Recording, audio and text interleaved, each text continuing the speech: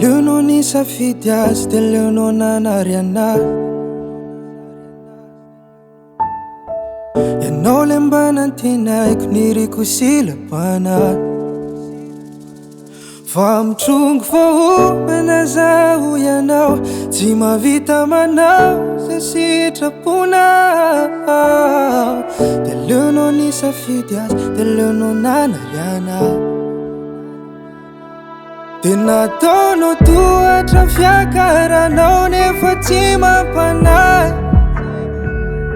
Tsisy nanenenako ireo so nataoko anao fahazamanay.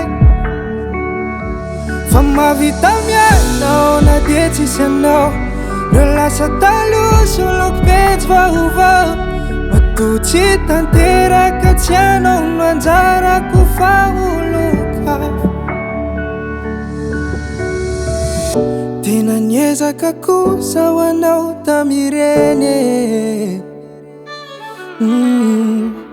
Niezaka nampifaly sy nanasitrana fery.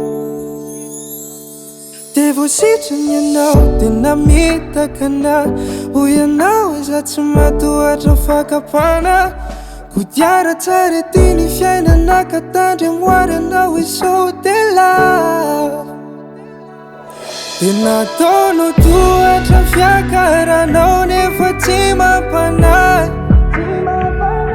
Tsisy nanenenako ireo so nataoko anao fahazamanay. Fa mahavita mianao na de tsisy anao, reo lasa taloha soloko pejy vaovao. Matotsy tanteraka tsy anao no anjarako faholoka. Fa mahavita mianao na de tsisy anao, reo lasa taloha soloko pejy vaovao. Matotsy tanteraka tsy anao no anjarako faholoka.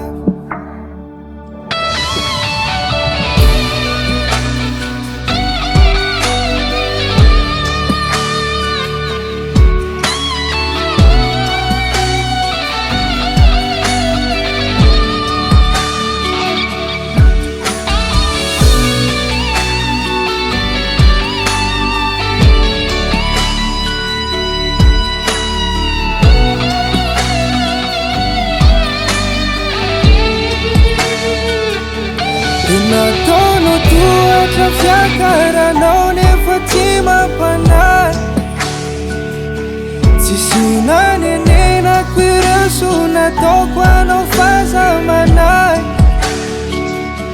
Fa mahavita mianao na de tsisy anao, reo lasa taloha soloko pejy vaovao.